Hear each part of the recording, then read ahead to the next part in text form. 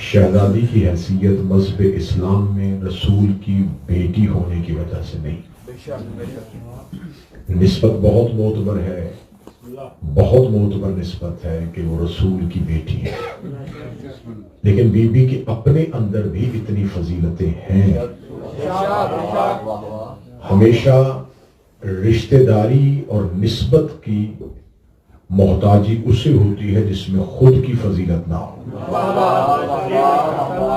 جیسا کہ ہم نے اکثر لوگ دیکھے ہیں جو کسی بڑے سے رشتہ داری ثابت کر کے معتبر ہوتے ہیں۔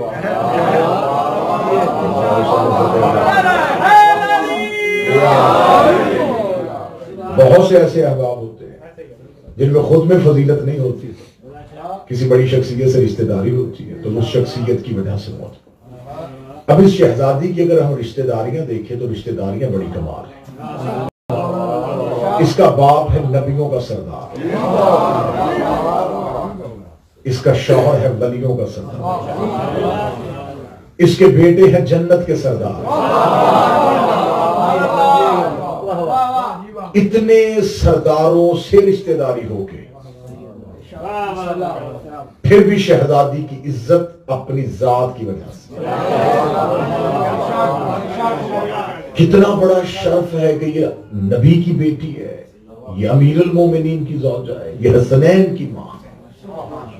لیکن اگر بی اپنی پوری زندگی میں نسبت رسول سے تعارف کروائے، نسبت علی سے تعارف کروائے، نسبت حسنین سے تعارف کروائے، یہ زمانے میں کہا جائے کہ اس کا احترام کرو کیونکہ یہ رسول کی بیٹی ہے، اس کی عزت کرو کیونکہ یہ علی کی بیوی ہے، اس کے قدموں میں بیٹھو کیونکہ یہ حسنین کی ماں ہے۔ بی بی نے اپنا تعارف اپنی ذات بنایا، بی بی نے مرکز اپنی ذات کو بنایا۔ اتنے بڑے گھروں میں رہ کے، اتنے سرداروں میں رہ کے پھر اپنی منفرد عزت بنوانا، یہ بڑی سیدہ ہی کا کمال تھا۔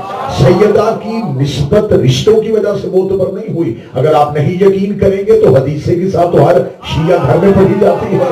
جب فرشتوں نے پوچھا تھا وہ من تحت الکساء، یہ چادر کے نیچے کون ہے، تو خدا کو تعارف کروانا چاہیے تھا۔ محمد ہے، محمد کی بیٹی ہے، علی ہے، علی کی زوجہ ہے، حسنین ہے، حسنین کی ماں ہے۔ خدا نے تعارف نبی سے نہیں کروایا، تعارف علی سے نہیں کروایا، تعارف حسنین سے نہیں کروایا۔ خدا نے کہا ہم فاطمہ تو و ابوہا و بالوہا و بنوہا، یہ فاطمہ ہے، یہ فاطمہ کا باپ ہے، یہ فاطمہ کا شوہر ہے، یہ فاطمہ کے بیٹے ہیں۔ میرے مالک اصول کلام تو نہیں جانتا تو کون جانتا ہے؟ تعارف ہمیشہ گھر کے بڑے سے کروایا جاتا ہے۔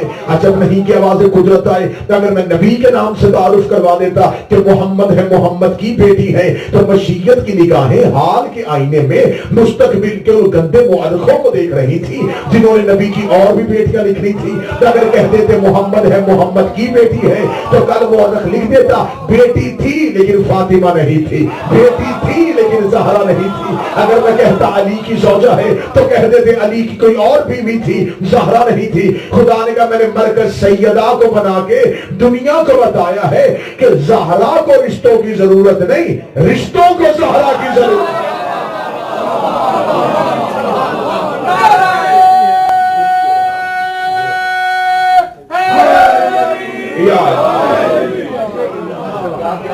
یہ ہے حیثیت جناب سیدہ سلام۔ اور مجھے پوری دیانتداری کے ساتھ یہ جملہ کہنے لگا ہوں کہ ہمارے ہاں بھی صرف یہی معرفت ہے کہ ایک خاتون کا نام زہرا ہے، اللہ کے چھپے ہوئے راز کو زہرا کہا۔ مذہب اہل سنت اور مذہب جعفریہ دونوں کی ذمہ داری لے کے میں آپ کے سامنے روایت نقل کر دیتا ہوں۔ مثال دے آپ کا نور خدا نے سب سے پہلے خلق کیا، تھوڑا بولیں گے اب بولو خلق اللہ نور، سب سے پہلے اللہ نے نور مصطفیٰ کو، اور یہ آل محمد کا جو بھی نور تھا وہ اس نور میں ہی تھا۔ یہ ایک نور تھے، زمین پہ آ کے یہ مختلف نور میں مختلف انوار میں تقسیم۔ یہ نور خدا نے جب اپنے نور سے نکالا تو اس کو نبیوں کے صلبوں میں رکھا۔ ہمارے نبی کا نور، مولا علی کا نور، یہ جو 13 نور تھے یہ صلبوں میں رہے۔ پوری ذمہ داری کے ساتھ لفظ کہنے لگا، 13 انوار نبیوں کے صلبوں میں رہے۔ سیدہ کا نور کسی نبی کے صلب میں بھی نہیں رہا۔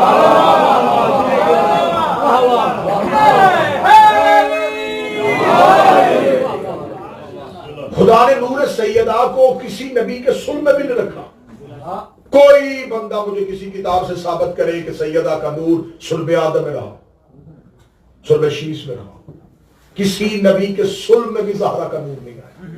اب یہاں پر اہل سنت عقیدہ یہ ہے کہ خدا نے رسول کو جب معراج میں بلایا تھا تو جنت کا ایک سیب کھانے کو دیا تھا، اس سیب میں سیدہ کا نور تھا. یہ اہل سنت عقیدہ جو نبی کے صلب میں بغیر کسی وسیلے کے ودیت ہو گیا.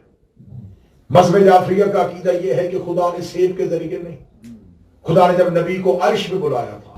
اور یہ نہ بھی آپ سمجھیے گا کہ وہ جو معراج پڑھی جاتی ہے شاید یہ سارا کچھ اسی معراج میں ہوا تھا. 122 مرتبہ گیا ہے حسنین کا نام معراج.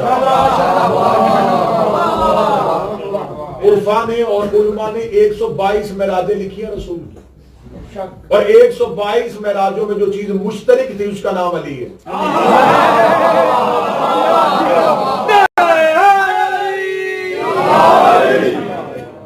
خدا نے بغیر وسیلے کے اپنے نور سے زہرا کا نور سیدھا صلب نبی میں منتقل کیا.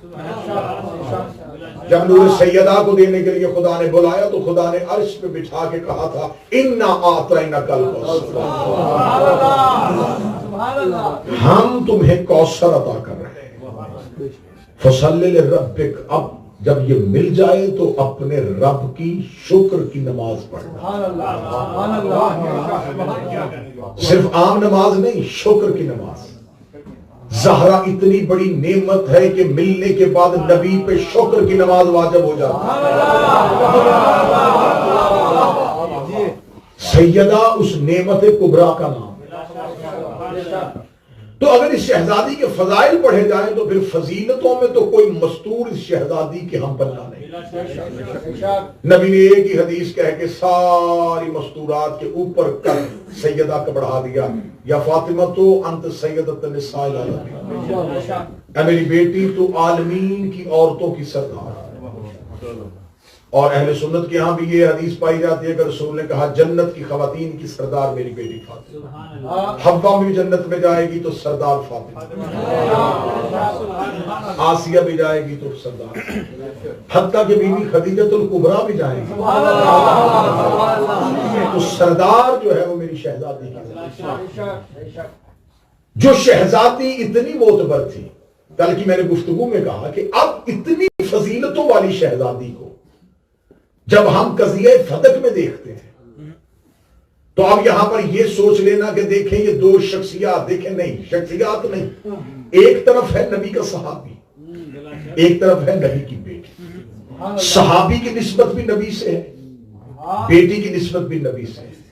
اب دیکھنا یہ ہے کہ دونوں میں سے نبی سے عزت لے کون رہا ہے اور نبی کو عزت دے کون رہا ہے. اگر تو نبی کی عزت اس صحابی کی وجہ سے ہے کہ میں اس کا نبی ہوں، اب غور فرما رہے ہیں نہیں فرما رہے، تو اس کا مطلب ہے کہ فضیلت ادھر سے شروع ہوئی، جبکہ فضیلت ادھر سے نہیں ادھر سے گئی کہ یہ نبی کا صحابی ہے. اس کا مطلب عزت کا مرکز نبی ہے. لیکن جب ہم ادھر دیکھتے ہیں تو بات الٹ ہے. ادھر نبی کی بیٹی ہونے کی وجہ سے معتبر نہیں، وہ کہتا ہے کہ ام ابیہا، یہ باپ کی بھی ماں ہے. رسول عزت لے رہا ہے زہرا سے، صحابی عزت لے رہا ہے رسول سے. قرآن کہتا ہے کہ حضرت ابراہیم کے گھر فرشتے آئے دیکھنے کے لیے کہ ابراہیم مہمان نواز کیسا ہے. پتا تھا کہ بہت بڑا مہمان نواز ہے، بغیر مہمان کے کھانا نہیں کھاتا. آگے ابراہیم کے پاس بیٹھ کے تھوڑی دیر کے بعد جب دسترخوان لگ گیا اللہ کے نبی نے کہا کھاؤ کھانا. دیکھ کے کہنے لگے نہیں ہم نہیں کھائیں گے. کہا کیوں نہیں کھا رہے؟ کہانی کھل گئی. انہوں نے کہا پھر بات سن، ہم مہمان نہیں، ہم فرشتے، ہم تو صرف تیرے دسترخوان کی وسعت دیکھنے آئے. اللہ کے نبی نے کہا دیکھ لیا تو اب کھا لو. کہنے لگے جی کیسے کھائیں، ہم نہیں کھاتے.